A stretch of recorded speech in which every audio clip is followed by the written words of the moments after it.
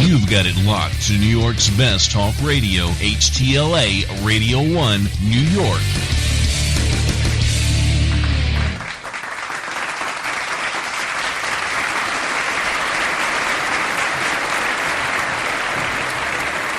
Oh, yeah. Well, today is... How about thank you? Thank you. Thank you. Yes, well, yeah. Sometimes the show is so important that I just have to, get right into it. Okay. I say thank you always, All right. So anyway, today is Monday, February 16th, 2015. And if you can hear me, then you are listening to Straight Talk. Besides, I haven't even started yet, dang nabbit. Okay. With your host, this intellectual Kate Taylor, and her co-host, the mirror of my soul and the most underappreciated, awesome talent in the world today, Christopher Crash Jesus Taylor. Uh-huh. Yes, right. You could have said thank you. Thank you. That's right. This is HTLA Radio 1, the world's best talk radio on the world's first all brilliantly exceptional, all utterly original talk entertainment programming ever.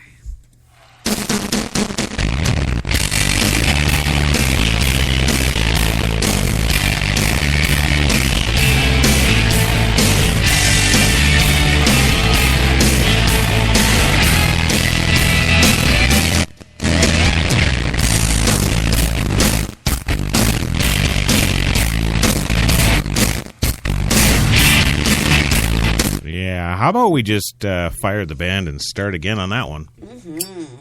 I hear you. It's all that snow. It's just snow fuzzing everywhere. I don't know what the hell fuzzing that was. Snow everywhere. That's me. That's me trying to run the buttons, not Jenny. Oh, well, Jenny never runs our night buttons. No. Better never run our night buttons. Anyway.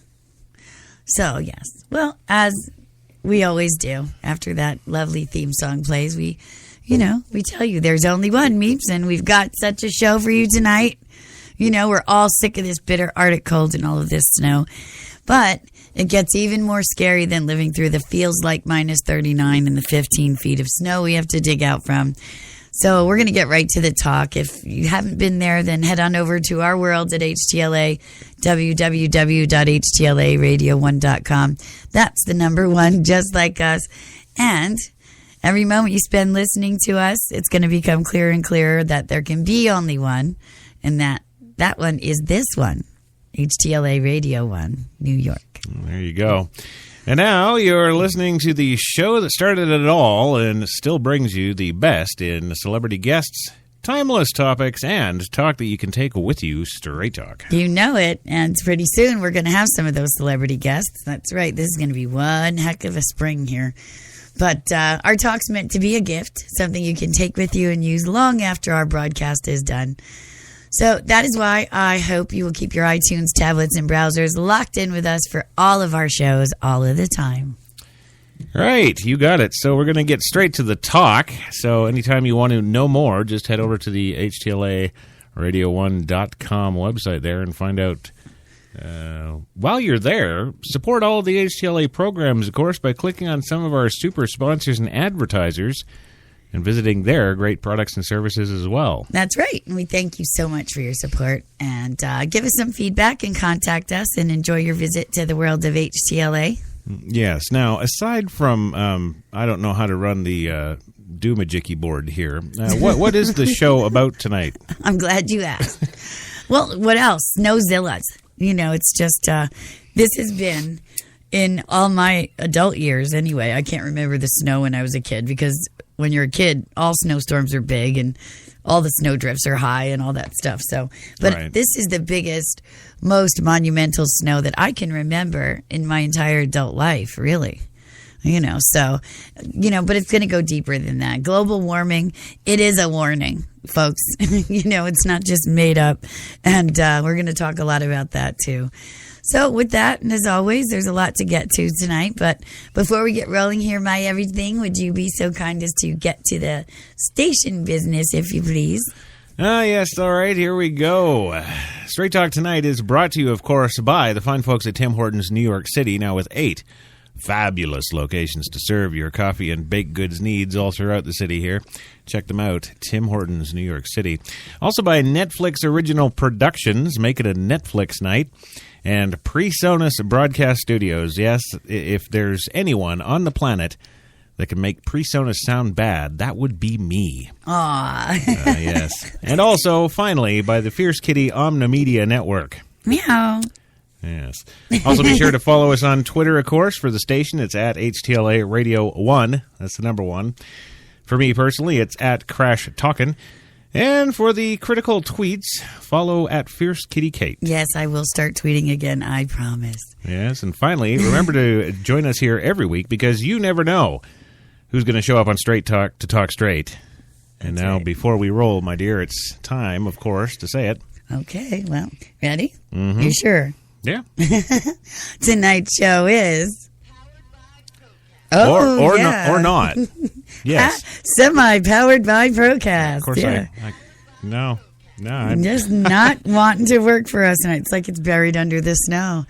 Well, yeah. as long as we sound good, that's all that matters. Well, I'm, concerned about our advertisers. Well, true enough. Their but commercials are in the magic quiet box tonight. You're assuming they won't work out well, but we'll see what happens by then. So it's just real time right now, it's not working out. do what those other really expensively hired engineers do and like kick it or something.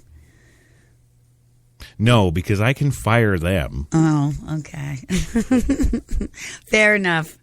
Well, all right. We did get a little bit of a late start tonight. And again, we can blame the snow for that. But it wasn't really the snow. It was because I made a great dinner and we were all too full to move.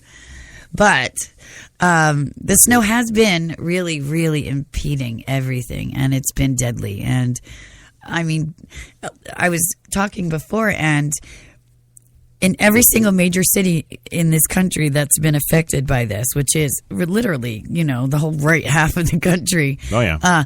Literally in every, town or major city, there's been at least a dozen deaths from shoveling. Really? Yes, sir. At least a dozen families are now without their patriarchs due to going out and trying to shovel out cars and shovel sidewalks. And yes, they're all men. Well, just so you know. How are the gender fluids making out in the snow? Well, they should grab a shovel and go out there. They're not gender fluid when it comes to like taking out the garbage or shoveling or doing the man jobs, though, right? But, yeah, because, they're sedentary for most of the year. And then the snowstorm comes and they get up and they have to shovel out or stay home.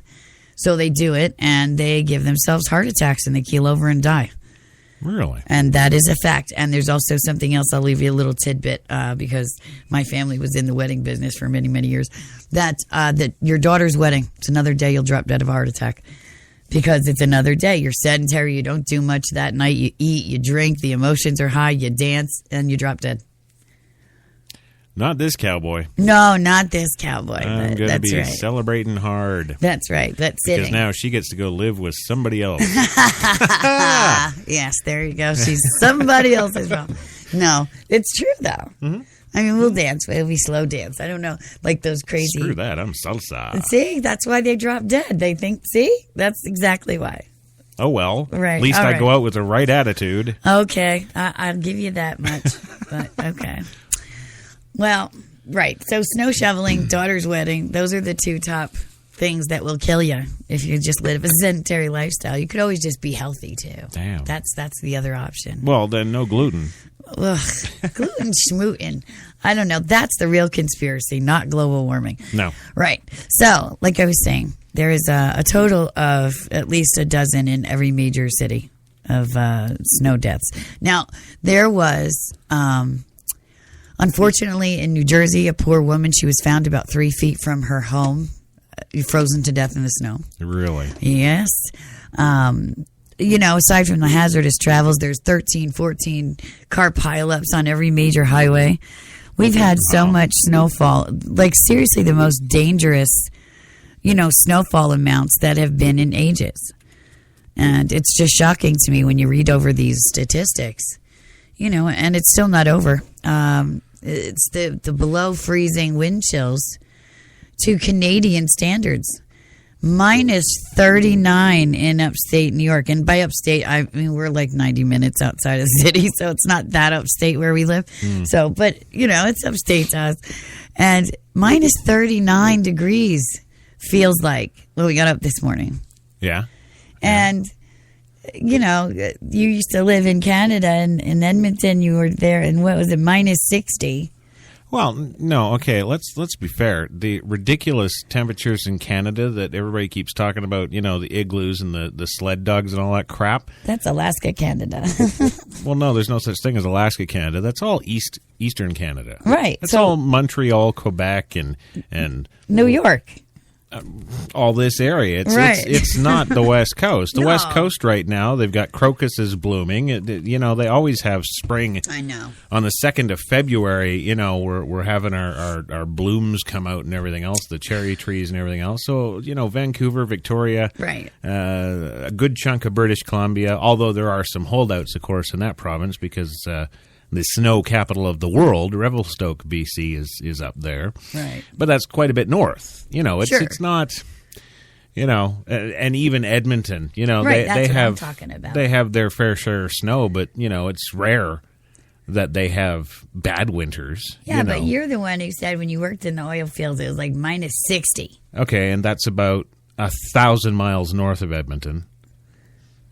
Oh. And the one year in particular that I'd be talking about where it got to minus 65 with wind chill in Edmonton was 2007, and that was another freak instance. That wasn't normal for them either. Okay. I thought that was kind of the norm. Kind of thing. No, usually around in and around minus 10, minus 20. That's usually where it likes to be in and around the Calgary and Edmonton areas there. I see. That's pretty standard, but okay. Not asinine temperatures of minus 33 and 39. Yeah, like here. 65 and yeah. Right. Yeah. Well, this is completely unusual for us. I mean, just to get actual temperatures that are below zero is rare, but then to get wind chills that are double digit below zero is incredibly rare. And I don't even want to think about like all the stray animals that got lost right before the snowstorm came and things like that, and I just don't even want to think about that stuff. And you can go online and you can search pictures from the snow that people have taken. And, you see sliders, pictures, so many pictures of sliding doors on people's decks, and the snow is like up halfway up the deck and all that kind of stuff. And we didn't get that high up, though. We only got a little bit on our deck. But, yeah, so it's just crazy. And I believe it was, we've set records with the snowfall and the speed of the snowfall as well. So, in other words, these are record-setting storms, and to have them come one after another with the amount of snowfall and the crazy wind chills and all these kind of things that got us talking about global warming and why, the weather is increasingly getting crazy and terrible around here. Yeah. And, of course, it's real, and so many people don't think so. I had a great quote by somebody, I'll have to find it again, that didn't believe it was real and just accused it of being a political ploy. And, the same thing as, any conspiracy. Yeah. Right, whatever, just a ploy for the politicians to get money and things like that. Well, see, and that's a little, well, no, it's not even mildly retarded. It's heavily retarded. But, the interesting thing here, I think, is that, so many of these conspiracy theorists out there have, they lay down their stuff every day or every week or, how often they put their stuff out. Right. And then they're putting out these things like, they're spraying chemtrails. They're spraying us with chemicals. Oh, right, the chemtrails. And of course, my first thing is the very same politicians or global elite that you're talking about that are doing this to us are breathing the same air. I know. That's right. So they're poisoning themselves. You've just canceled out your own theory. So, but these are the kind of people, right, that are saying that global warming is just media generated for whatever end. And I found the quote. So well, by I all did. means. And of Yeah. course, the person didn't leave their Name. or email or anything, right? Which was probably the only smart thing he did. But global warming is a doomsday scenario used by the media to increase ratings and by eco-freaks and politicians to gain money and power. And it's not a new idea. Remember, Y2K, killer bees, breast implants cause cancer, global cooling.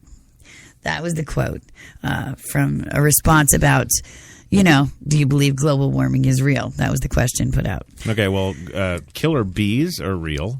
Killer bees are real. And, Y2K was real, but nothing happened. We still had a year 2000, though. All Y2K really was, America especially flooded the media about Y2K in their usual slack-jawed yeehaw style. But this is it, boys and girls. You better have all your guns and your fallout shelters and all your FEMA food and everything else. Because man, when them computers crash, it's shit zero. They made it into something else. What it actually was the computer community didn't actually know what would happen to some computers' BIOS clocks once they rolled over to 2000. Right. But something that I guess few people knew about, although it was heavily publicized in the media, was, of course, the fact that about 2.5 years prior to Y2K, the brilliant programmers who programmed the BIOS chips for all of our computers and devices, of course, wrote new code for existing computers, so you could just go update and get your BIOS patch and you'd be fine.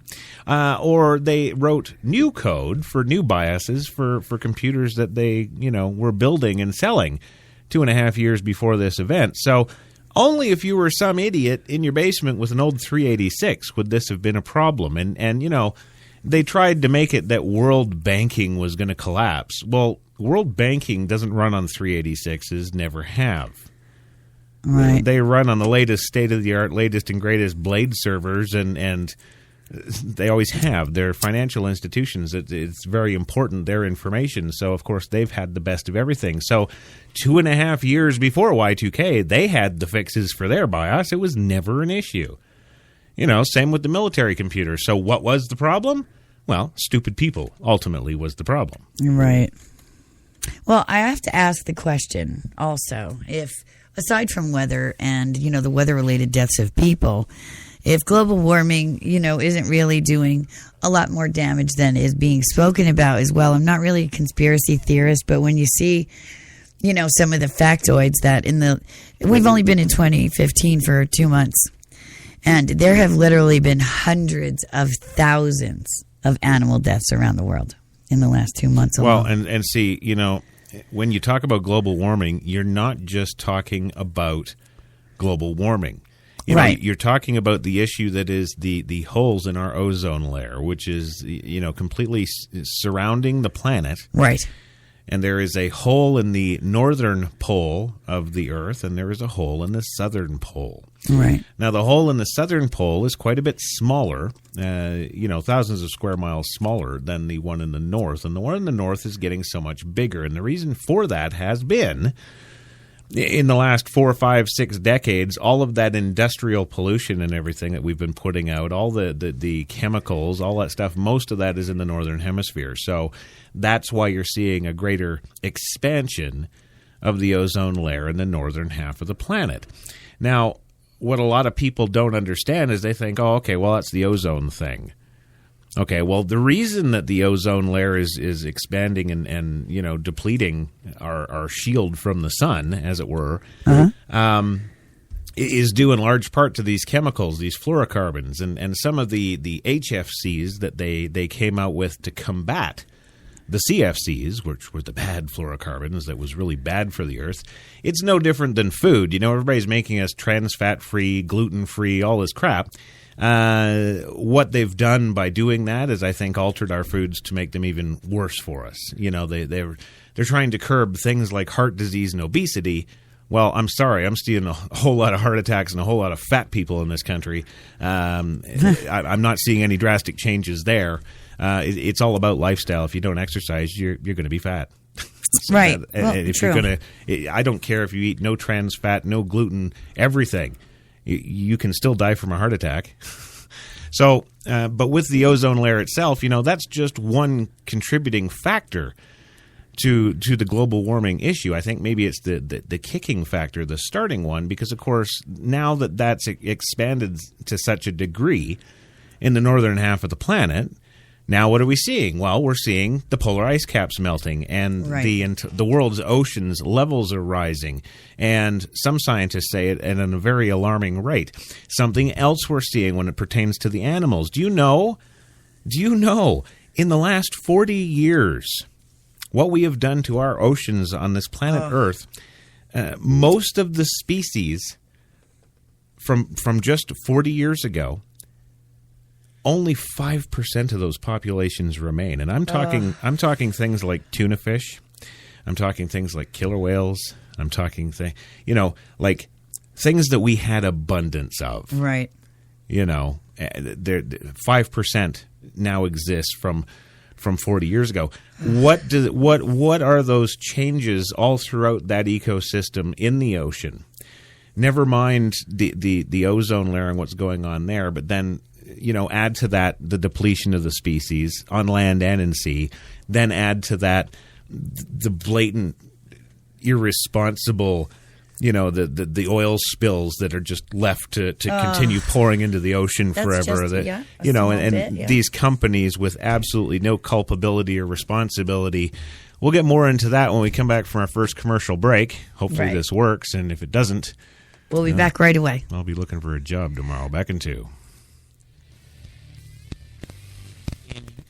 Listening to Straight Talk with Kate Crash on HTLA Radio 1, New York.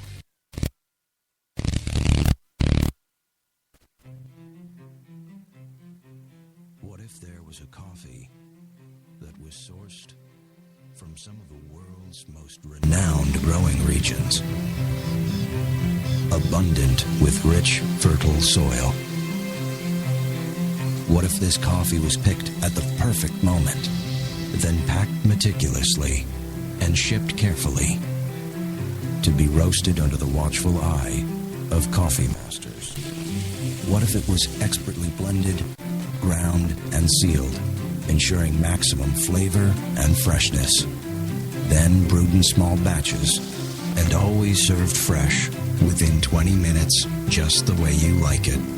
Now, what if this coffee just happened to be the coffee you already know and love?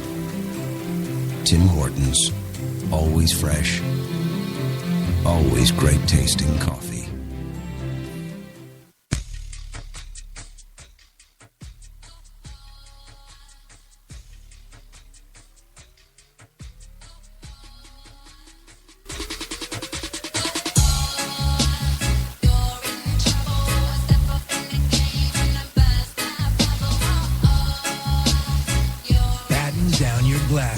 White Rum has a new captain. Introducing the all-new Captain Morgan White Rum, 5 times distilled for a smoother taste. When we arrived at our hotel in New York, the porter was so incredibly careless with our bags. And the room they gave us, it was beautiful. A broom closet. But the worst part was the shower. My wife drying herself with the Egyptian cotton towels. Shower curtain defined that whole vacation for her. Don't just visit New York. Visit TripAdvisor New York. With millions of reviews, a visit to TripAdvisor makes any destination better.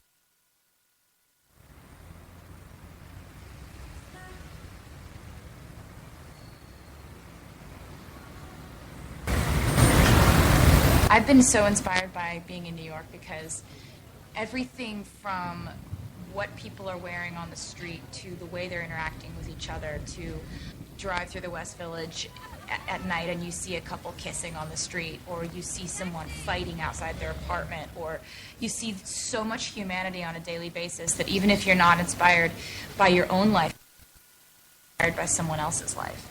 You got that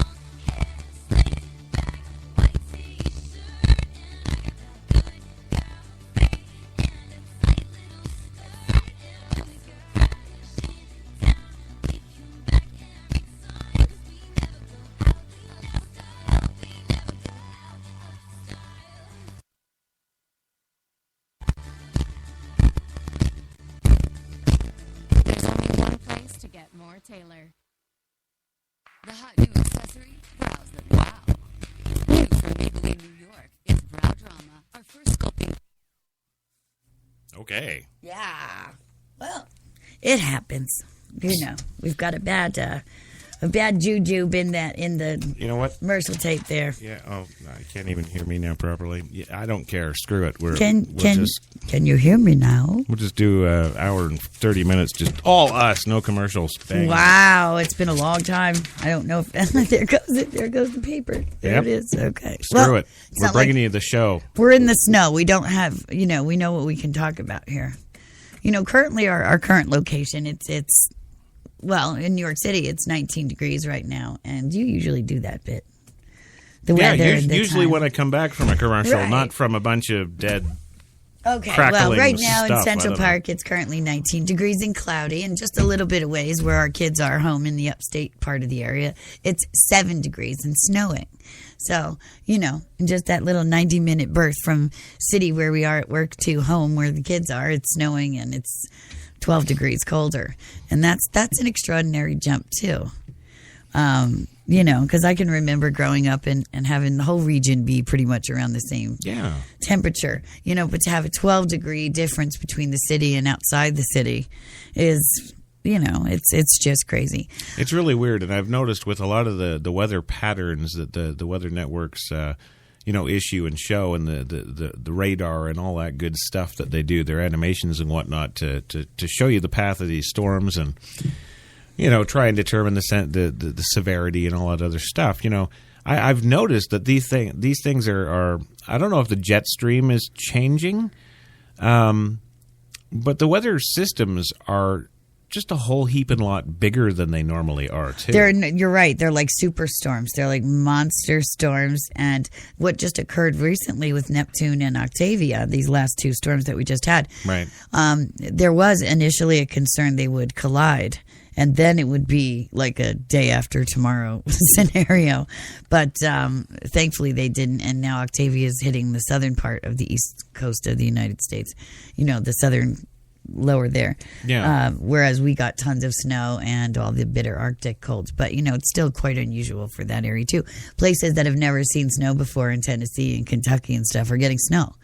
Or they didn't see anything but dustings. They're getting significant amounts. Like people who don't own a snow shovel are now getting, significant amounts of snow. And that causes danger and things as well. And it's really scary stuff, when you think about it. But it's not as scary to me as, what we were just talking about. And we're going to get into the theorist kind of part about that in a little while. But, let's stick to currently these kind of, the snowstorms that we're having just now in 2015. We didn't break the record for all-time snow in New York so far this year. Surprisingly, everybody thought we would have. I know Boston has. Boston has crazy snow. 16 feet, I believe, accumulated 16 and a half feet over the last two storms. Yeah. Right, 3 weeks. Right. So the blizzard of 2015, though, didn't break the record for all-time snowfall in Manhattan. The worst storm to ever hit New York was measured in Central Park in 2006. Right. It was also in February, and it walloped the city with 26.9 inches of snow. So, while I don't recall how much, 2006, where was I? No, I was still in the city, and I guess I don't remember that. Mm-hmm. But, okay. I hadn't yet moved outside of the city. Okay. Yeah, it couldn't have been that crazy because I don't remember it significantly. Well, yeah, okay. Okay. But the second worst storm was in December 1947. That's quite a ways away. Hey! 25.8 inches of snow crippled the city in just hours. That must have been really, really bad. Because they didn't have like all-wheel vehicles like we have now and stuff. They still had wood wheels. Yeah, exactly. Well, in 47, almost. March 1888, a storm dumped 21 inches of snow. Yeah. In 2010, the city saw 20.9 inches, and the blizzard of 1996 dropped 20.2. Damn. Right. Once it's said and done, the blizzard of 2015 is forecasted to dump only 1 foot of snow in New York City. Okay. So February 9th was when these statistics were actually posted. I'm curious to see now if that had changed. What is the current, do you know the current snowfall totals in the city right now? No, I didn't cover that today. Okay. Because I know that they said that it wouldn't break that, but I'll have to get back to you on that. But, so, again, is global warming causing all this, influx? And with the Arctic air, especially. Because, it's one thing to get snow. Mm-hmm. If it's 25 degrees and 30, the kids can go out and play. They can go sledding. They can do the things that you're supposed to do when you get tons of snow. Sure. Snow days are fun. But when you are advised that any exposed skin is going to be frostbitten and, dead in 15 minutes if you stay outside, that's a whole different matter. Yeah. Usually in Canada during severe conditions like this, the period of time is just a few minutes, 2 to 5 minutes kind of thing. So this to me, doesn't seem so severe. But again, I have to qualify. That's not the Vancouver, Victoria area. That's, the far northeast of Canada kind of thing. Right. Right, exactly. But again, that's, parallel to us here now. So right. Yeah. we need, that's pretty relevant, I think. Well, but that's kind of interesting too. It's been like that in Canada for, as long as I can remember. That's why I never wanted to move out east. Okay. But if that's the case, then... And I move you out east. How come... Well, yeah. How come this is new for this region? It shouldn't be. I mean, traditionally, right. As far as I remember, Good point. way back to being a kid, the northeastern United States has never been a fun place to be in the wintertime. Right. It's true. So, but I mean, as far as severity goes, yeah, there's no arguing that it's getting more severe, period. Right, exactly. Totally. So, okay, here we go. I'm just trying to, we've definitely exceeded that 1 foot prediction on February 9th already. Right. So, we've already had, 11.6 inches since then. Wow. So, and whatever we had prior, that's definitely beaten that. Well, it's only going to be a foot, So, right. Yeah, totally we've beaten that now. So, yeah. Yeah, there's been 2 days where it's exceeded 10 inches or more this month. Wow. Yep. And 5 days where it exceeded 5 inches in the day. Yeah. And 1 day where it exceeded 3 and 1.8 days where it exceeded 1 inch. So, 5 inches is about the average this month for days of snowfall. Yeah. Right. Yeah. Well, and the other thing is too is we're talking about all this snowfall and stuff, and snowfall and snowfall. It's not really any different than any other part of the year. That's the thing that most people don't understand about global warming. It's not technically and physically warming. Oh no, okay, not at all. It's an expansion. Right, like I said, I have more concerns about global warming affecting the Arctic. The cold levels, the minus temperatures here, the wind chills and such. Right, rather than the snowfall totals. Yeah, because some of those totals, those temperatures are just, they've never been seen here before. Right, exactly. So you're saying it's just an expansion of such, but what is your thinking on? Well, it's not an expansion of that. It's an expansion of our temperatures on the planet. Full stop, high and low. It's not, this summer, what was it? Las Vegas saw like 125 or something. Yeah. This past summer. So it's not just winter, right? The people that I know in Las Vegas were complaining that the air conditioners couldn't work hard enough. Oh. So it's both ends of the scale. It's not just ridiculous, minus temperatures. It's the full meal deal, and the wider of a variation, that our climate temperature will go from, in the seasons, that's what we're seeing. And we're seeing an expansion, to every extreme. Right. Well, I have some interesting facts if you'd like to hear. Because I'm just a factoid person. That's just what I am. I'm the researcher. But so interestingly, there's only 70% of Americans who believe global warming is real. Only 70%? Only 70%. 12% believe it's not happening, full stop. Right? Yeah, but 70%, that's pretty much the majority. Well, it's scary that it's only 70, too, especially after everything that's happened. I mean, you really have 30% of people that, don't think anything is wrong or anything's going on. I prefer to think that the 30% just don't think. Okay. All right. Fair enough. I wonder if they count. This is a serious question. If anybody can answer, I'd like an answer.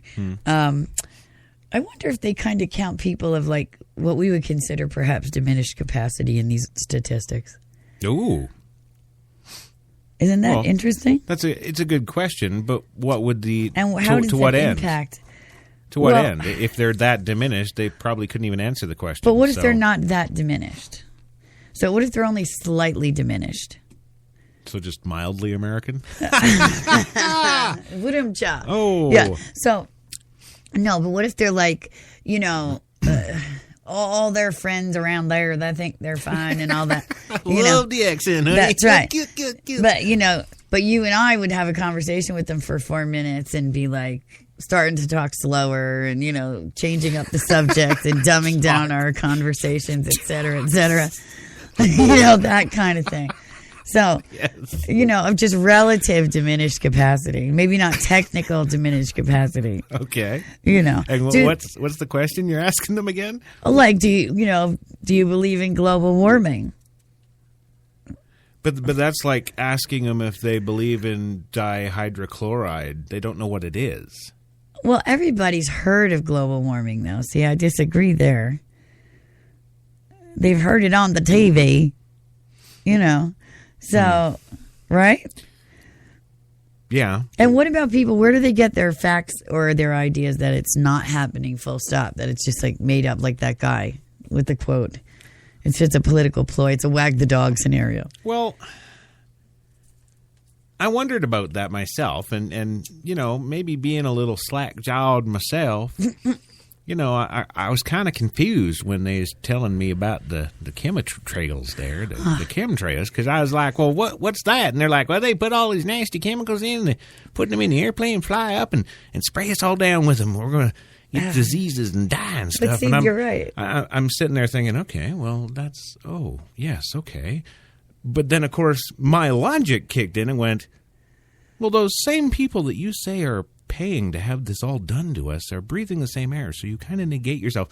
But these people that you're talking about with diminished capacity, global warming is a statement that they would hear if you asked, but to understand what it is, I think it would be the vast difference there. Doesn't it follow, though, that the same people that don't believe in global warming are the same ones that are complaining about the chemtrails? And being abducted by aliens. See, that's another thing. See, well, I don't even want to get into the alien debate because, I happen to believe in them. Well, and I'm not of diminished capacity. But we should have a show. Diminished capacity. With Kate Taylor. No. With Jen and Steve, we'll change our names to protect our intelligence. Oh, okay. Oh, let's see. You heard it here first, folks. This might be. We're going to have a development meeting tomorrow. Oh, and it'll be, a special needs kind of show. The commercials the dollar value would just go through the roof. Our pilot for Short Bus didn't go anywhere. I don't know how well that show is going to go anywhere. I don't know. I don't want to go through that trauma again. That was a great show. Short Bus It was. And then they go into Children's Hospital. What? They went and did a show called Children's Hospital, which is kind of like our Short Bus, only, we were more blatant. They're more politically correct about it. So. This has nothing to do with global warming. No, but it's fun. And since we have our own version of the disaster episode tonight, why not? Yeah, really. We're working on more banter for morning talk radio that we're working on stuff for. Yeah. And so we've been kind of practicing in our other shows. Well, this would be a kind of a nasty flying in your face in the morning kind of format. Right. So, Let's just hope that, we have some really great films that we're promoting this spring, and some really important ones, actually, some heavy hitters. And watch, this is the one episode they'll listen to. Not any of our professional, thought-out, really well-researched shows. Y2K, are you ready? That's right. Let me listen into this one. It's like, Oh, yeah. Well, that's fine. That's fine. I've always thought... I do my disclaimers. Well, ignoring disclaimers, a celebrity comes to us. We know what to expect from the celebrity. It's only fair they listen to our shows and know what to expect from us. Well, that's true. Well, they do come to us. We don't ever go out and seek guests. Weird? So they have to know what they're... What the hell? I don't get that. I love that. I just think it's, good, friendly, honest, genuine, authentic awesomeness, kind of gets around. The word gets around. It does. True. And it's like we were talking about today. Who was this? Oh, there was a celebrity guest that you had on your show, and we got an email inviting us to ask questions of one of our celebrity guests that were... I wouldn't ask these questions of my mother, let alone of a celebrity guest. Well, and that's why they come to HTLA Radio. That is why, because we wouldn't do that. So if you, you can keep that kind of personal. If it was something that was embarrassing to them 20 years ago, you can expect that we won't ask them about it today on HTLA. We're just not going to do that. Them's is podcaster questions, That's boy. right. We don't do that. That's right. We ain't do no podcaster Mosey on questions. down the line of, pseudo broadcasting, and because we don't do that sort of thing. No, we don't. And actually, I have a funny feeling that the questions we ask of our guests are a whole hell of a lot more riveting and informative anyway. Well, they love to answer our questions because we ask questions, I think, about stuff that they want to talk about. They don't care. They really don't care to be asked, who are you wearing again? They don't care to be asked, about their latest love life debacle again. No. And even films that they promote, sure, they have a certain requirement in the press junket of promotion they have to do for the current project. But, I try and find obscure questions, what was it that attracted you to this, and how does it affect? I do my research too. So if there's anything relative in their life that relates to this project, I want to know if that affected their choice to make this project. Yes. Or, how it carries through. Because I firmly believe that everything we do in life has to have a purpose in some way, whether it's, currently known and blatant, or whether it's obscure and down the line we discover it. You can tell that to our advertisers tomorrow when they're on the phone bitching about their commercials. Okay. Well, no, that's cool. It's just, I've been meaning to clean house anyway here. Oh, yeah? And, upgrade the staff a bit, so that's right. Good thing you gave me a nice Valentine's Day, see? Aren't you lucky? Why is that? Well, because I'm going to clean house this week. That's right. So okay. Heads are going to roll here at HTLA. Oh. Uh-huh. First stop, production booth. Yes. She's not even here. You can't blame her. Well, then maybe she should have been here. Oh, well. There you go. It's your fault for not being here on your scheduled hours. Or you're not scheduled out. Yeah, whatever. Okay. So, anyhow. So, like we said, 12% believe global warming's not even happening. 54% of the 70% that believe in global warming. Right. They actually believe that it's caused mostly by human activity. Now, we actually have statistics, though, no, seriously, that prove that it caused very little overall in the scheme of things by human activity. Sure, the industrial age sped it up. This is something that would have occurred naturally anyway, but we kind of sped it up with all our bad stuff. So you're talking about the Gaia theory.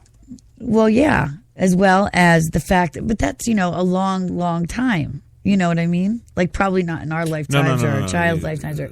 No, what the Gaia theory dictates is that, the Earth goes through her cycles. Right. And, the temperature increases and the temperature declination. Right. It's like the ice ages. Growing and all of that. the ice glaciers on the North and South Pole and the shrinking of them. Those are natural acts for the planet, like breathing. Sure. Yeah. But they're millions of years in the making, and they don't generally affect. But then you have to realize that as far as we know, we're the only civilization to inhabit this planet. And, historically, because we've not ever found anything else But so we don't know what the natural cycle of the planet. There's so much we don't know. Right. So it could be that, I don't think it's fair to be alarmist, though, and say the 20th century caused the death of the planet. So. Really? Yeah. With just the sheer volume of damage we've seen in the last 50, 60 years? Sure, really? But this planet's been around for millions and millions and millions of years. So we're just like a speck on it. We're like an ant at a picnic. Well, that's the way I look at it. 10 billion, I don't think we're a speck anymore. Well, fair enough. But if you look at the year span, though. More like a smear. Yeah. Because the damage was only done in the 20th century. So if you look at the span of time. It's a really infinite. It's tiny. Time, yeah. Finite. Yeah, it's really little. Yeah. Infinitesimal. There you go. There you go. That's what just you were looking at. Little Italian there. 58% of Americans, though, say they're somewhat or very worried about global warming. Right? Now, there has only been 0.6 degrees Celsius rise in surface temperature since the late 19th century. Very correct, yeah. Okay. So while we're all panicking and all this kind of stuff, and while it might, seem significant because of all the stuff that's going on, that's really not a lot. You know what I mean? Sure, it's enough that now the ice caps are melting, and that's a lot of the chemical stuff and all that stuff I really believe, too. Right. All the pollution and all that kind of thing. Yeah. But I don't think it's enough to say that even in our great-grandchildren's time, our son's only 2, so he's got a long way to go, that there's going to be that much destruction to the planet, whereas we're looking at some kind of apocalyptic scenario where we're living in, bubbles and in, Okay, but, eco-villages. Don't forget, too, that in this last 100 years is when, of course, we have what? Well, we've pretty much, we're getting to the dregs in the end of fossil fuels. We've sucked all that out, and here's the thing that nobody thinks about. Okay. They're not putting anything back in there. Those are all cavernous, huge containers, empty pop bottles, if you will. Right. And they're huge. They're miles in diameter. They're miles wide. They're miles tall. These pools of where these fossil fuels once were. Now we're getting to the point of fracking and tar sands and everything else to suck every last little freaking drop out of the planet. Right. And, there's other phenomenon, too, that make you kind of wonder, like all these sinkholes just magically opening up everywhere. They're crazy. I have some more facts, though, but that is going to add to what you were just talking about. So we have a couple more, and they're really – the percentage of scientists, though, that believe that global warming is caused by humans. Remember? Right. 90%. 90% of scientists think it's humans that are doing it, that have caused global warming. So here's some more really interesting facts, though. The amount of carbon dioxide that's released into the atmosphere every single day, 31 billion tons. See, you can't tell me that's a speck. Hang on. Wait a minute. Percent of all carbon dioxide that's emitted by man-made sources of that, 1%. So where's all the other carbon dioxide coming from? Gee, could it have geological formations around the earth, natural occurring things, death, animal deaths, plant death? Nope, you're forgetting. What? Tree death. Tree death. I just said animal death, plant death, tree death. Massive deforestation all around the planet. Right. So I guess that would count as man-made, though, too. But so not only are we releasing the bad chemicals, we're killing the planet's ability to fight against them. You're right. Total rise in sea level, though, over the past 100 years, this is not insignificant to me. 17.5 centimeters. So that's what she told me last night. Wasn't insignificant then either. Okay. So, these are some really interesting stats, though, I think. And these are from National Geographic, by the way. They're not just some yum-yum stats. Yeah, okay. So a magazine of great photographers. Dun, dun, dun, dun, dun. It's also an organization. Yeah. But it's you not see, just a magazine. The thing is like I've pointed out so often on so many of our different shows when we use statistics, they're kind of confusing because, you sit there and think, oh, geez, these numbers are incredible. Oh, my God, how do we put out that much? And, oh, my God, how are we deforesting this much? And and all this stuff. But, you just say something like, well, for the entire amount of time we've been on this planet, this whole last 100 years is pretty infinitesimal. There you go. The Italian word you used there. That's it, infinitesimal, yeah. It's pretty tiny. So how in God's green earth could we have done this much damage in such a limited amount of time to cause such a serious problem? And it is a serious problem, don't get me wrong. But, when it comes down to it, what are we really talking about here? Conspiracy theorists and everything aside, how much do we really know to be able to say that, yes, global warming is real, it does exist, these are the things it's doing, and this is what we can expect, et cetera, et cetera. Now, there's something kind of interesting here about the movie Day After Tomorrow. Day After Tomorrow was, of course, about that scientist played by good old Dennis Quaid. Right, Jake Gyllenhaal, yeah. You're awesome. We watched it today. Yeah, funny enough, they were playing it again today. But, you look at that, and this scientist had a model worked out for, the world's oceans just rising a temperature of I think, 3 degrees.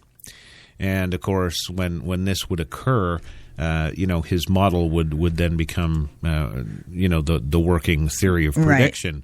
Right. And the fact that, so many stories that I've done in the last couple of weeks about the weather on coffee and cigarettes, all of the different weather agencies use these same weather models to predict our weather. So getting back to the Day After Tomorrow kind of thing, his particular model called for a 3-degree increase in temperature on the planet over a large area of the North Atlantic. And, of course, in the movie, that's what happened. And then next thing you know, it's minus 240 out. But, you've got to accept the fact that, these kind of scientists exist, the kind of science exists. Certainly they have these kind of models for these kind of variations.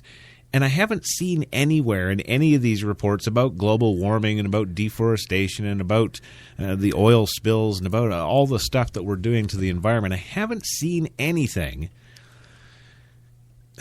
that says that the temperature of the oceans is going up at all. So I guess the layman's question now is, is the ocean's temperature rising directly affecting to any of this? And indeed, what are some of those ramifications too? And really, what are the facts on, the world's oceans heating up or cooling off? Well, I've never heard anybody talk about them except for the movie. Well, right, and there have been. No, because when Inconvenient Truth was in 2006 started the whole entire shebang about global warming. Al Gore, he actually wrote the teleplay for that documentary, which was based on his keynote presentation that he gives around the world about, climate change and global warming and all this kind of stuff. Uh-huh. So in 2007, after he had given this and people really started paying attention and looking into, causes and things that he'd done, there's things that can be directly attributed to what you were just talking about, to climate change in general, and things such as Hurricane Katrina. That is, that was the first hurricane that was en masse of that, level of destruction, and which everyone is predicting is just the first of many in that. And that was in 2005, right? Oh, gosh. I'm not sure. I think it was before I moved out of the city. I'm not sure. I'm so bad with stuff like that. If you can ask me when a movie was made, I can tell you. But, historical events, not so much. Right. We'll find out. The depletion of the coral reefs around the world. Absolutely. Okay, that's another thing directly related to what you were just talking about. All the glacial earthquake activity, which then causes what? Tsunami. Mm-hmm. And those are more. Look at, all the tsunami activity in the last few years that has been of massive destruction, more so than ever. Well, and just to break in here, Hurricane Katrina was in 2005. The You're other interesting thing is that a lot of these kind of weather attributions and earthquakes and all these other things are also contributed, again, by the conspiracy theorists to the HAARP machine in Alaska. Right. And there's a debate going on there, too. And the Greenland ice sheet, all that, that whole entire thing is just gone. You watch the video online. Yeah. They do the time-lapse video. Right. It is scary. Here is a complete, glacial formation that's been there for millions of years. And then over a decade, you can actually see the ground. The ice is gone. It's just gone. And that is some scary, scary stuff. Sure. Wildfires. Yeah. All the wildfires that have been running rampant, especially on the west coast of the United States and in those places. Directly contributed by, they say, global warming and those hotter summers that you were talking about. Right.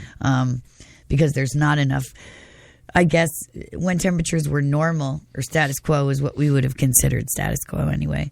It was like balanced, but now that it's so hot, there's, things catch and it stays caught and it stays burning and there's just no chance to remedy it like there was when things were not as hot, I guess, or not as dry. It's not just about the temperature, but there's also, other factors, the humidity and things like that get affected. So that affects a lot of other things as well. Trapped methane gas, right? And that's what I really believe we're talking about with the sinkholes and all that kind of stuff too. Oh, really? And, yeah. And that's the methane is what's causing the permafrost. I just watched a documentary the other day where, the scientists that go and they explore the ice areas, there's actually methane bubbles that freeze, and they'll puncture it with a pole and they'll have a little torch, and it's like, the whole premise of lighting a match to a fart kind of thing. Right. But these things go up for, like dozens of feet in the air, because these are giant methane bubbles that are trapped in the ice. Wow. Yeah. It's scary stuff. So that's what's causing the permafrost to melt. And that's what's causing all the glacial change and slippage, because you can have your surface ice for the last 100 years melt, but that permafrost that's been there for millions, that's starting to melt, and we're in trouble. It's led to a lot of amazing discoveries, so maybe that's the purpose also. There's things that we're finding that we wouldn't have found had the melting not occurred. We've just discovered we're all going to die. No, not that. But there have been, fossils and things and, new species that we didn't know existed because they were fossilized and buried in, things of that nature. So, but this is what really began all the hype about it. To talk about your HAARP machine theory, I don't know. What do you think? I mean, do you believe it? I mean, obviously, our government creates all kinds of crazy stuff all the time. So I believe it. I believe it's there. I believe it exists. I believe that, how much damage it does. I've actually, witnessed the research and about, all the whale deaths. And that brings me back to the animal deaths, actually. Yeah. So it just happened on Valentine's Day. 198 whales were stranded in New Zealand. And 140 are dead. They managed to rescue, I guess 58 of them. But their flights canceled? They got, They got stranded in 198 whales, though.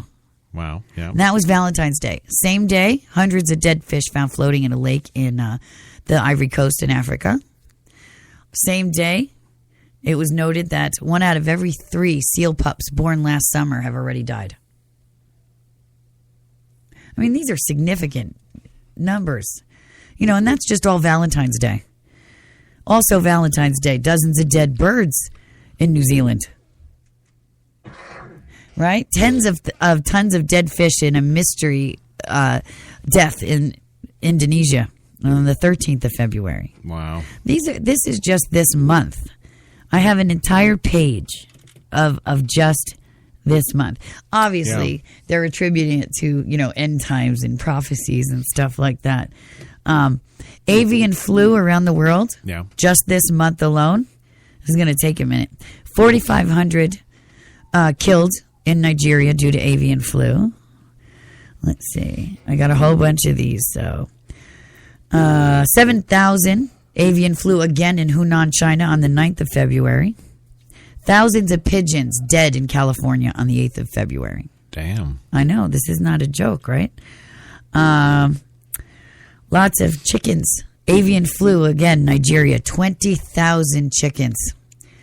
1.7 million geese were killed due to the avian flu in Taiwan. That was more than half of the population of geese in Taiwan. And that was on the 4th of February. Right.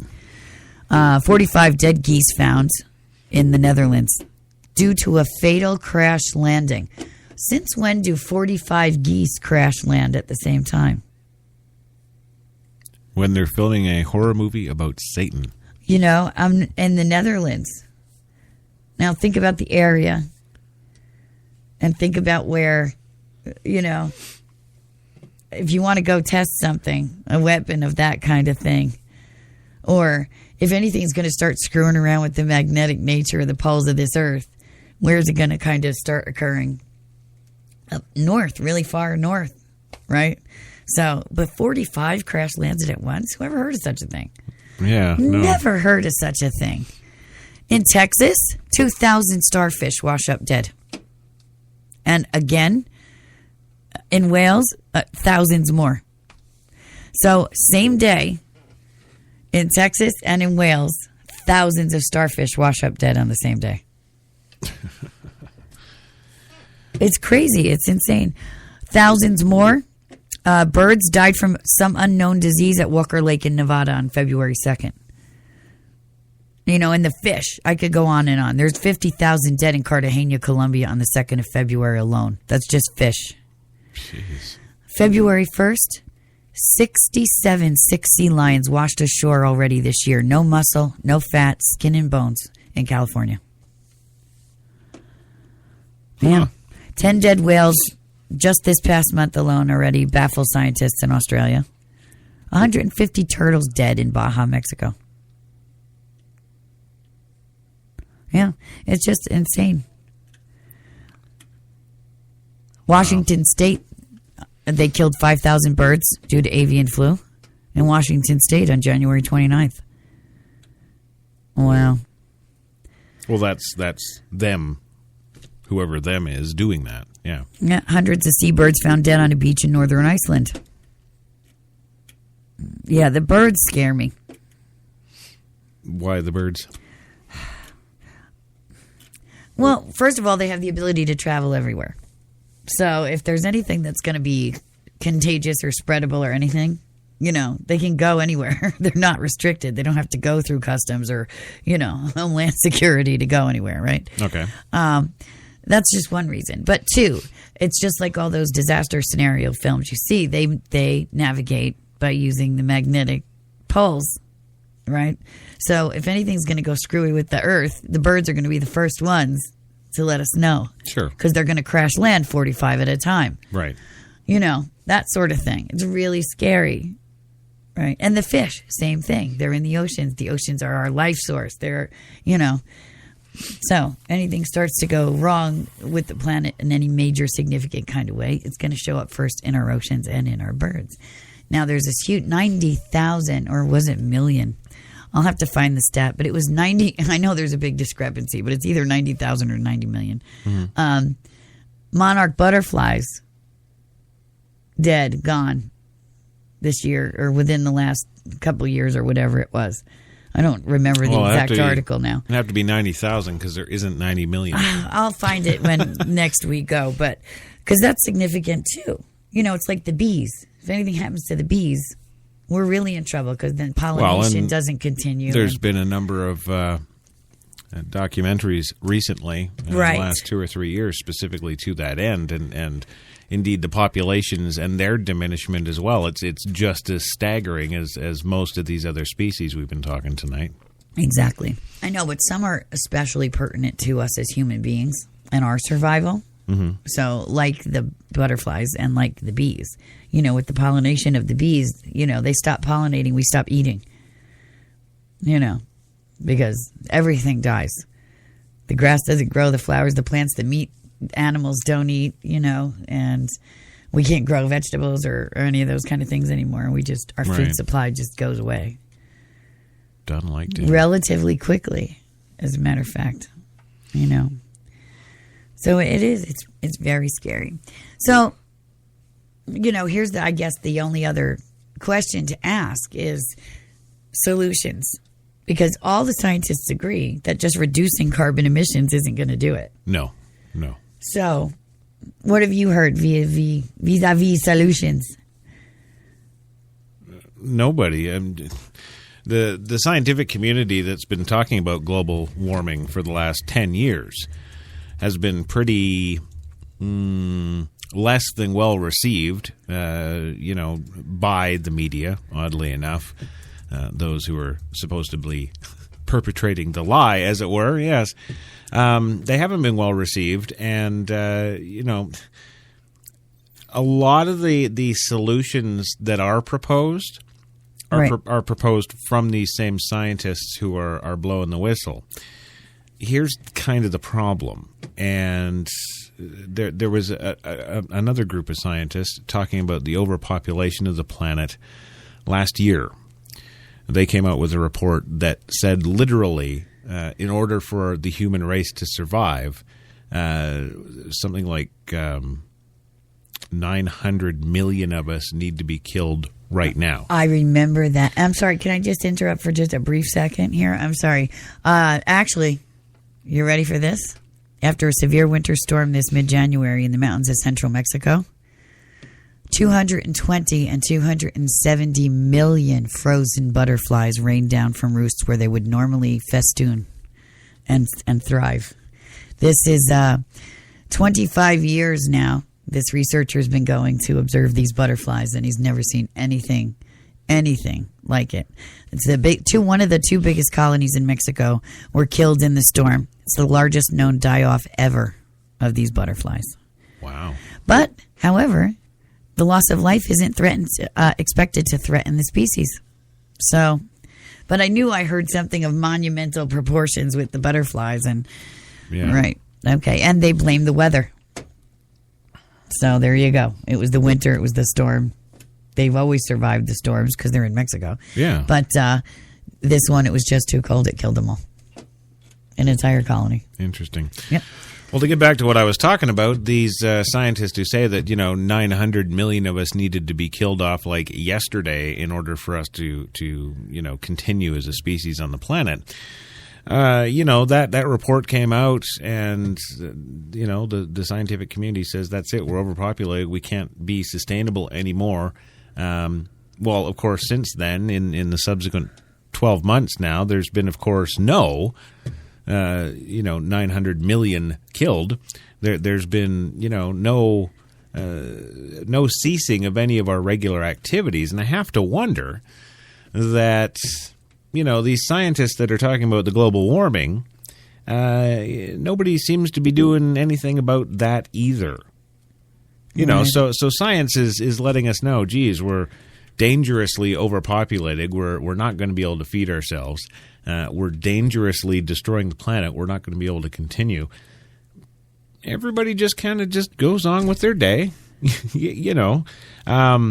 Certainly, some of the major countries of the world have gotten together on some of this information and at least tried to do things like curbing emissions and all that good stuff. But of course, the scientists have just come back, a couple of years later to let them know, well, that's not really scratching the surface. It's not doing anything. Well, I can't believe you said that because you're so true. That's one of the number one things the scientists recommend as a solution is institute the one-child rule like they have in China. Right. Because obviously less people mean less emissions. But, it's all about, stopping the fossil fuels, unplugging, not as much electricity, consuming less, doing more with less people, And of course, none of this, the global warming, the overpopulation, et cetera, none of this even scratches the surface of an even much more immediate problem on this planet, which is, of course, the availability of drinkable water. Right. Oh, gosh. Yeah. With anything happens and there's no potable water. And they have those. People are trying to take action now by getting those they have these little contraptions that you can get water any kind. It doesn't matter how dirty, how filthy, how contaminated, and you pour it in there and it turns it into clean, potable water. But, how massive can you do that? That might sustain an individual, but if it was some magic thing where it would just, fix a lake, I don't think there'd be a problem. Right. Clearly those things have their limits, whatever they are. I'm pretty sure they're pretty limited. Sure. To an individual or something. But, and then, of course, again, you get into the kind of commercial side of everything now. Sure, buy this and save yourself. Well, no, I mean, taking out, well, let's look at the water companies, first of all, in the United States. In Canada, you don't have those. Water's free. Oh, please don't get me started. I'll have a whole nother show right this minute on how utilities should be free. We've got these companies in the United States that take our water out of our free rivers. Yeah. Add a whole bunch of chemicals to it. Pipe it through to our houses and charge us literally out the ass for it. Mm-hmm. So many chemicals, in fact, that, sometimes people complain of discolored water, dirty water, water that smells like chlorine, water that smells like some other chemicals, water that's blue, all these kind of things. All right. And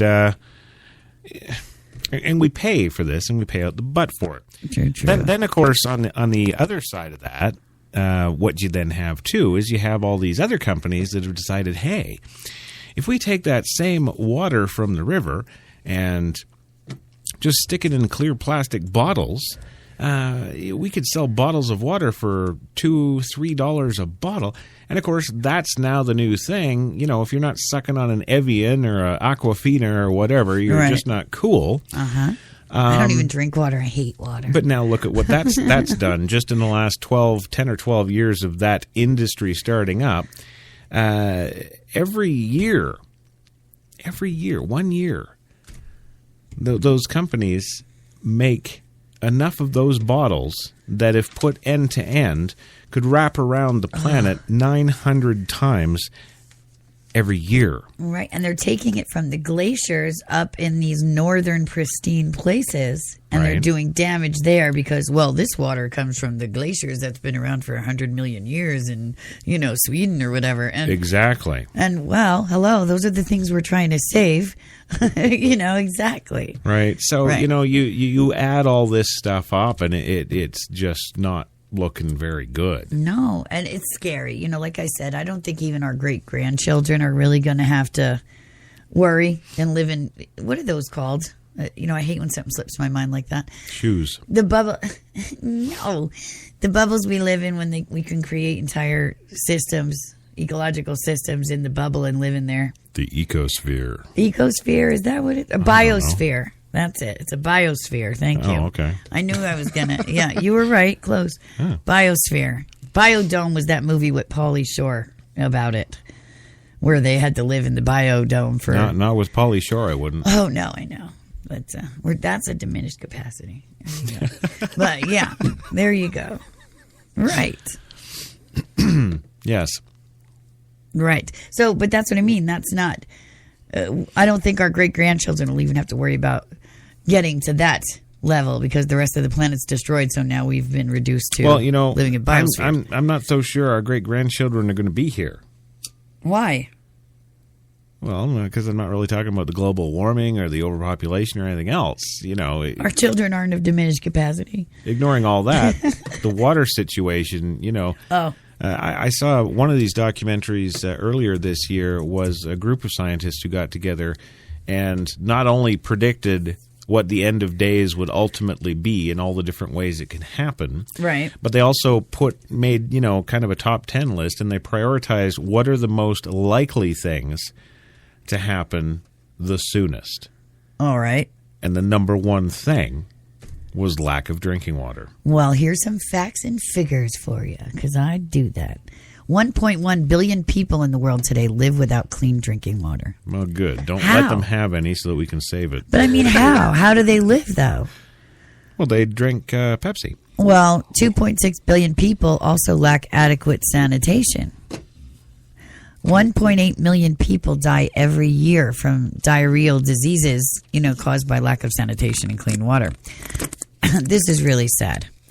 3,900 children die every day from waterborne diseases. Every single day, we're losing almost 4,000 children. No, it's not okay. I mean, I understand that. See, to me, in my situation and my way of thinking, and I've had the argument with people, and they say, well,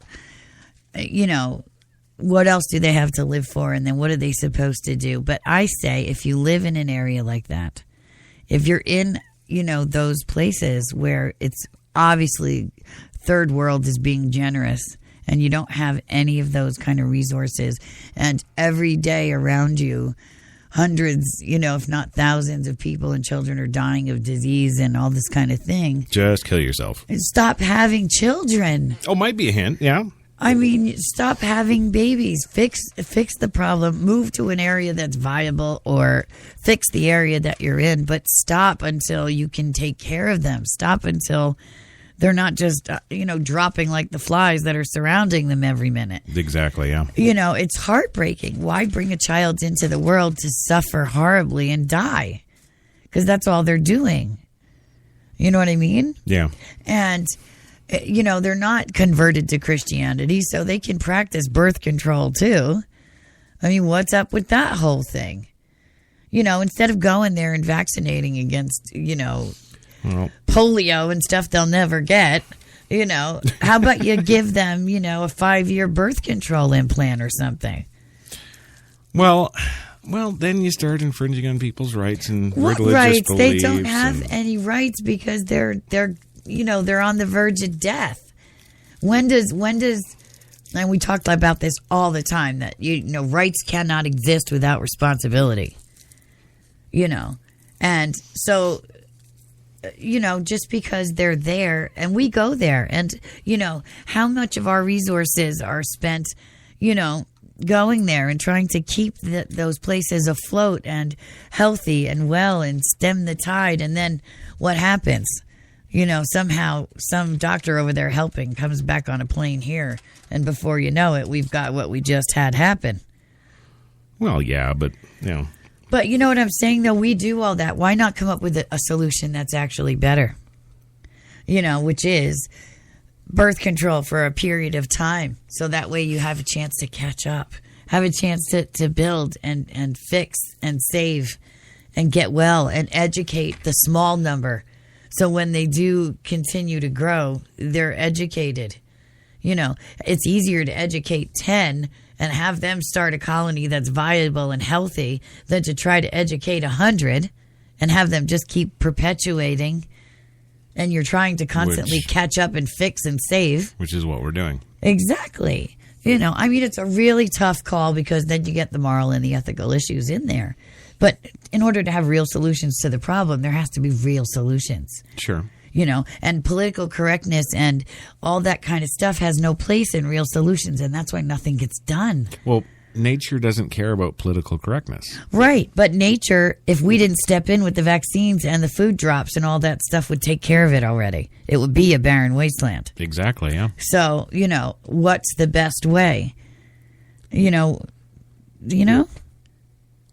I mean, that's just something worth thinking about, because it's heartbreaking. You see those children and, forget the commercials and the poor me and send them money. These children are in pain. Yeah. You know what it's like to live with a distended belly because you haven't eaten in a week? Or to be full of worms because, the food that you ate was infected, or the water you drank was infected? No. It is not pleasant. It's not fun. It's excruciating agony. And these are babies and children. It just breaks my heart. It kills me. You know me. I mean, my son cries because his show isn't on, and I fall apart. My heart breaks. Could you imagine? It's just unimaginable. Something has to be done. But that's the problem. That's the problem. We have to do it. We have to fix it. And they say the water crisis here in the worldwatercouncil.org that water should be recognized as a great priority. Well, no kidding. folks, and that, guarantee the right to water, decentralize the responsibility for water, develop know-how at the local level. Well, you can't educate 1,000 people who, if you go there to help, they want to kill you because they're afraid you're bringing the problem. That's part of the problem too. Yeah. It just goes so much further and so much beyond. I'm telling you right here, you heard it here. It might not happen 50 years, 100 years, maybe even 250. I don't know. But we're resetting back to zero because y'all are crazy. You're just crazy now. And there's no other solution but to wipe everything out and start over. And that's just the way it is. The problems have become too big. They're not fixable anymore. And if you're not going to do practical solutions and, listen to rationality as opposed to your emotional responses and do what's best, then that's the only thing that's going to be able to fix everything. Yeah. Is, a great big Noah flood and wipe everything out and start from scratch. Well, that's it. And that's how I feel. And I don't, I'm somebody who can think every possibility to its end. And that's the only conclusion that I've been able to come up with after decades of educated research. And, if you're not going to get the cooperation to have it done properly, there's too much corruption. There's too many people that are just in it for the money, in it for their own, purposes. It'll never work because you have humans involved and humans have ego and their own agendas. So the only thing that can be done is nature takes care of it. We go back to zero. Men and women marry, have children, procreate, repopulate. It all starts the way it did. Oh, I guess it wouldn't be too trendy to be gay anymore. It wouldn't serve. You wouldn't survive. You couldn't do that. None of that stuff would serve. It would all quickly, all these things that are so important to us right now. Yeah.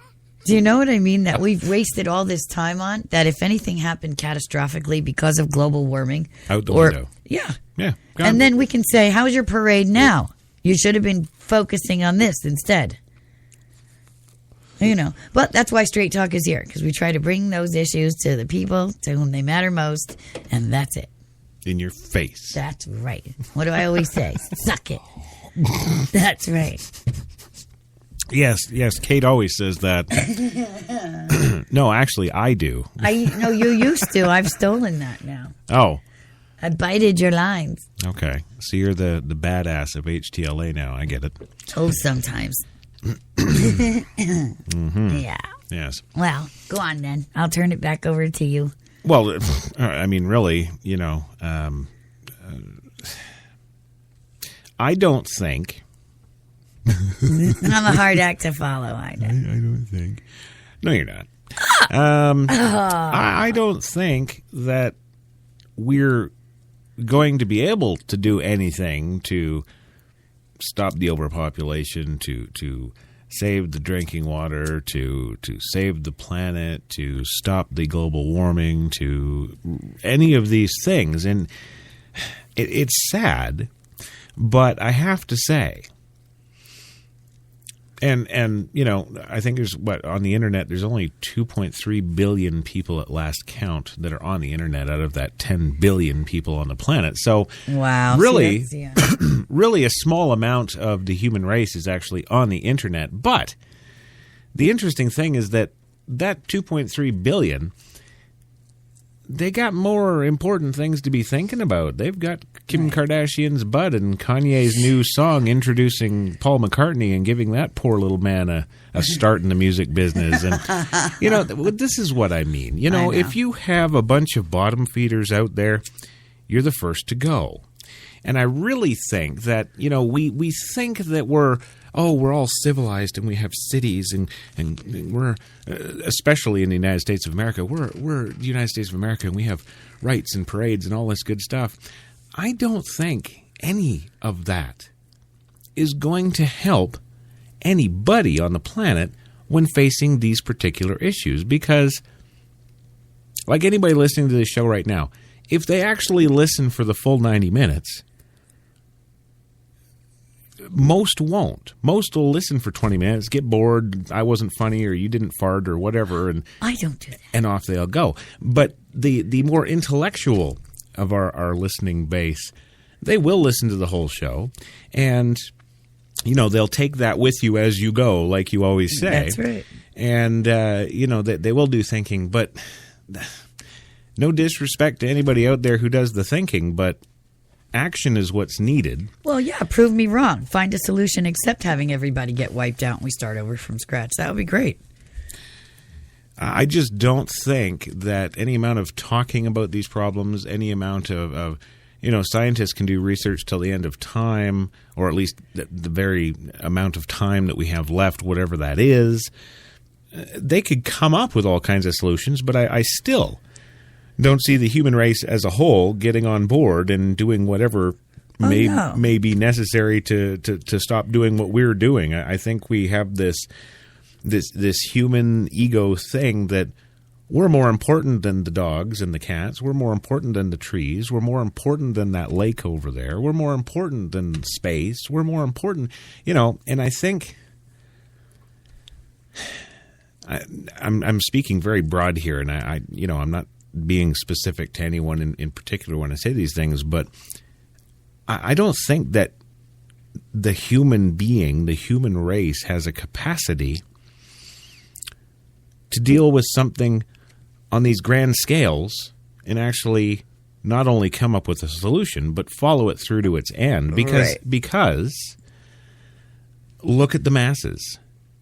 If the planet was a whole bunch of Donald Trumps and there was a dollar amount in it for them at the end, then I think there'd be hope for us. See, I disagree. I think it's going to be the people that have at least a modicum of self-awareness and growth and who have learned that life is a long game and follow it through. I wasn't speaking to his self-awareness and growth. I was speaking... No, I mean versus the masses, I mean. Well, versus the masses, the burger flippers at Burger King were doomed. Right. And who outnumbers who in that equation? Right, but I don't think it takes, like you say, nature will will weed them out. And, look, let's take example, any of those, Norwegian countries, any of those socialist countries, who don't even let somebody go hungry or not have a car or not have an education. If there's something that you need, you go and you ask for it and you get it. It's in the budget. That's the way it is. Yeah. They take care of their own. If a crisis of that kind of magnitude were to hit a country like that, they'd be fine. They'd be fine because they put the well-being of everyone above the individual. And they would work as hard as necessary to make sure everyone was equally taken care of and comfortable. Okay. Right? And when it comes to us in America, it's our own individual. And I guess the rest of the Western world, as you can say, too. The rest of, if it's not the Western world and it's not that socialist, awesome, kind of, they got it right thing, then everybody else is just scraping to survive and it doesn't matter anyway. It's just another day. Right? But as far as this country goes, it's a tough call because I think the only time that Americans really can be counted on to kind of do anything anyway is in times of crisis. Yeah. And at least examples over the years have shown that we see the best of ourselves in times of crisis. Mm-hmm. I can only hope that would be the case as well. Although, with Ferguson and all that other kind of stuff, you got your certain, there's those certain places and groups that are going to always be out for themselves and, do all that kind of stuff. But, well, it looks like I got the button working. Well, that was good. Yeah. Sort of. Good. Oh, no, I don't. There we go. Okay. Well, there you go. We're out of time. Well, anyway, before I do my sign off, I did just want to say that I think that while I understand what you're saying, I say just don't count people out in general because, when the going gets tough, that's when the tough tend to get going. And I am the eternal optimist, and I'll see good in everybody first, too. Okay. And I joke around a lot about diminished capacity and all that kind of stuff. But it's just my way of saying, get with the program, get educated, do something, Right. But, yeah. So, yeah. Right. Oh, I'm sorry. I thought you were going to go on more. Well, I was kind of wrapping it up there and closing it out there and, putting, it was an appropriate subject for our second disaster episode in the career that we are HTLA 5 years. We've had 2 disaster episodes. That's not bad statistics either. Yeah, 2 bombs for 5 years. Yeah. Pretty good. 5 days a week. And actually, at least we got the whole show done, whereas my disaster episode, it was just me going, is this on? Is this on? Is this on? For 22 minutes. Yes, she did. I did. And then after that, I developed a phobia of being on the air by myself. You did. I did. You did, but we're very proud of you for Real Talk. Oh, I thank you. And that's coming Wednesday, and you're not going to want to miss it because I'm back to my old format of actually analyzing film. No way. Yes way. Get out. Crazy, I know. All right, now I'm going to roll. All right. Well, tonight has been pretty amazing and anything but cold and windy, right? But anything you'd like to say before I take us out to our listeners? I'd just like to thank everybody for listening on this Monday, the 16th of February, 2015. Before we all die, make sure you tune in tomorrow. Coffee and cigarettes, 3 p.m. Eastern, for the Tuesday Espresso. Oh, all right. Well, I would like to thank HTLA Radio 1 for allowing us to bring you the issues that matter with the people to whom they matter most, for allowing us to meet so many awesome people and share about so many awesome things. A huge thank you to our sponsors and supporters, and of course, we're nothing without you, our listeners. Last but not at all least, a great thank you to my producer, co-host, and husband. I love you, I love you, I love you. The one and only Christopher Crash Jesus Taylor. Don't also, tomorrow night, Crash Talk. It's going to be a good one. Be sure to be here next Monday, Meeps, though, because you never know who's going to show up on Straight Talk to talk straight. Be your only one, too, in whatever you do. See you next time. Good night. Good night.